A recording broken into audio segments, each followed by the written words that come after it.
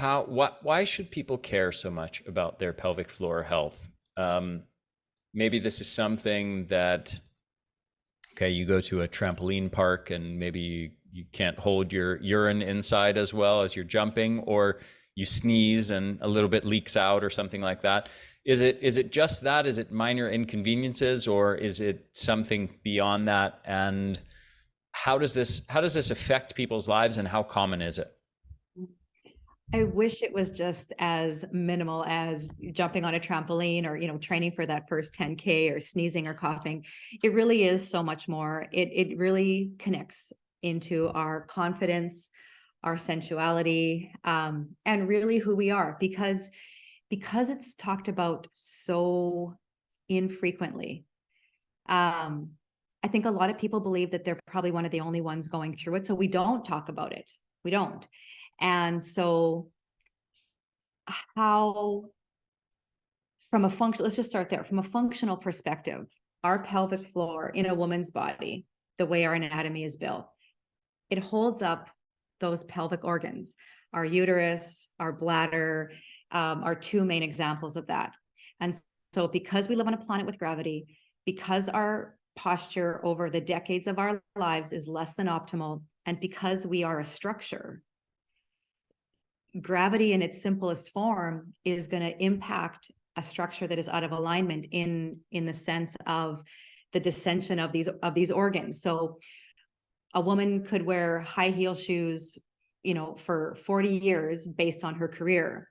And because of that unnecessary force, the way her foot position is in her shoes, she doesn't necessarily have to have had a baby to have pelvic floor issues. All right.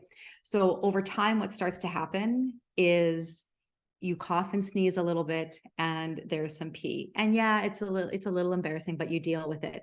But over time, the function of those organs starts to descend more and more and more. And there's 4 different levels of prolapse. Grade 1, which can be repaired. It can be totally reversed. Grade 2, there's a little bit more dissension. By the time there's a grade 3 prolapse, the organ, whichever organ it is literally at the opening of the vagina. And then the 4th grade is that your organ is outside of the body. Whoa. And that actually happens, right? And that's where you need medical intervention. Surgery, basically. Surgery. Exactly. Yeah. Exactly. Okay. So there's the functional part of that. There's also the energetic part of like our pelvis is like a cauldron. Okay. It is like this magical cauldron where the second chakra is spinning like this beautiful little vortex. Okay. The sacral chakra, the root chakra is in and around that. And then of course we have the 3rd chakra just above it. And so we have all these energy centers that connect to our feeling safe and grounded, being able to express ourselves, having love, giving love and receiving love. And so I think it's really short-sighted to only look at the pelvic floor from that physical, am I coughing and sneezing and peeing, or not? If that's where the discussion ends, we are missing so much of the beautifulness of the change that can happen in confidence, in sensuality. I mean, depending on how you were raised, what religion you were raised in, the type of home you were raised in, the pelvic floor area can be an area of our body that we're disconnected from. There is a lot of trauma that happens around that area as well. So for a lot of us, we would just choose to pretend that it did not exist versus really grounding into it and understanding how it functions, what are the energetics around it, and how can it connect into the confidence and sensuality of our lives. What's the prevalence of this? How many women are dealing with grade 1, 2, 3 levels of prolapse? Yeah. So I'll use a US stat, there are over 30 million women dealing with some sort of pelvic floor dysfunction. All right. That's got to be close to 20% of US women. Exactly. It's almost 1 in 5, 1 in 4 women is dealing with some form of a pelvic floor dysfunction. Now, just so for our listeners to understand, I think sometimes we get stuck on that coughing, sneezing, laughing, peeing, right? But there's a whole other side of, if this was a spectrum, the pelvic floor can be too tight. It's called hypertonic, too much, okay? Too much tone. And that's where we see some of those, I'll call them outcomes, like the coughing and sneezing and peeing a little bit. There might be pain during intercourse. There might be chronic pelvic floor pain, tight hips in a man's body. Erectile dysfunction, about 90% of erectile dysfunction actually is not a medical issue. It is a fitness/movement issue, because when the muscles of the pelvic floor get too much tone, too tight, blood flow to the penis cannot happen. All right. So then we buy in to the solution of being a little blue or a little pink pill, which, by the way, is manufactured nitric oxide, which we produce in our body through breathing, right? And so I just want people to understand that there is the too tight end of the spectrum, but there also is the other end of the spectrum, which is the lack of tone, okay, hypotonic.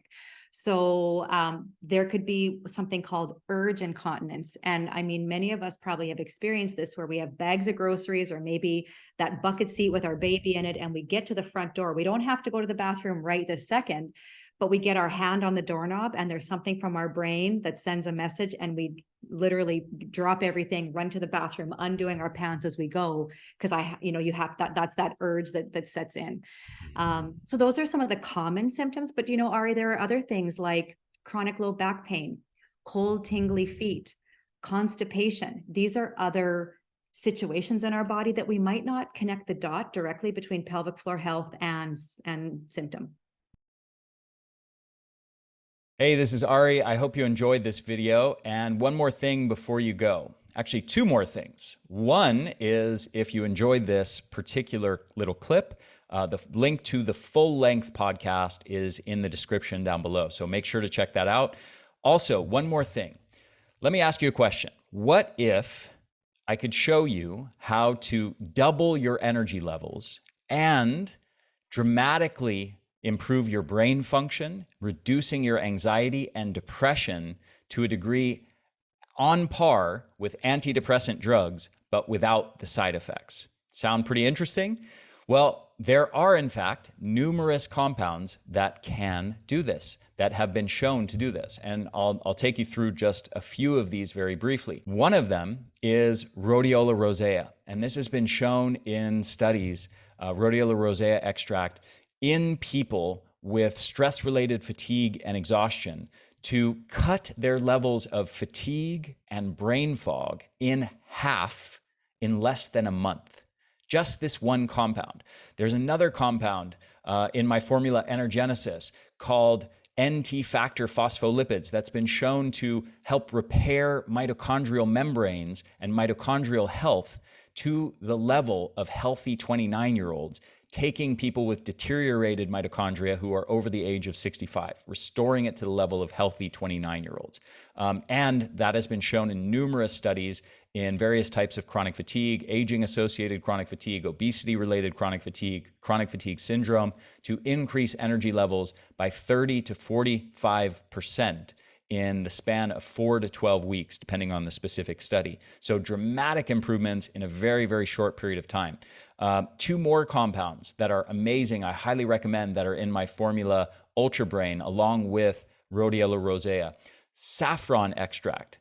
This has been shown to increase levels of, improve your mood, I should say, and decrease levels of depression on par with fluoxetine, which is Prozac. And not only that, but with fewer side effects. It's much safer and much less likely to cause negative effects than antidepressant drugs are. Acetyl L-carnitine is another compound that's been shown to dramatically improve brain health in older adults. It also improve energy levels in older adults with chronic fatigue by between 40 to 50% in just the span of 2 to 4 months. And The last thing I'll mention here is acetyl L-carnitine has also been compared to antidepressant drugs and been shown, like saffron, to be as effective as antidepressant drugs in combating depression, but without the harmful side effects that so often occur with the drugs. So this is just a small sampling of the over 35 compounds that are in my formulas, Energenesis and Ultra Brain, that are all proven to dramatically improve energy levels, mitochondrial health, and brain health, and much, much more. And I highly recommend that you go check these out. If you're struggling with depression or anxiety or brain fog, if you're struggling with stress-related exhaustion and burnout, if you're struggling with chronic fatigue, go check out these formulas, give them a shot. I promise you are going to be blown away by the results. And like I said, the science has already proven that these things work. So you don't have to just take my word for it. There's lots of research to support that. And I'll even link to some of that research down below so you can verify everything that I just said for yourself. So the links to those studies will be in the description for this video down below. So check them out. Check out the formulas on the energyblueprint.com. Again, Energenesis is the mitochondrial formula, and Ultra Brain is our brain formula. Check them out, try them out, and I think you're going to be blown away by the results. Thanks so much, and I'll talk to you again soon.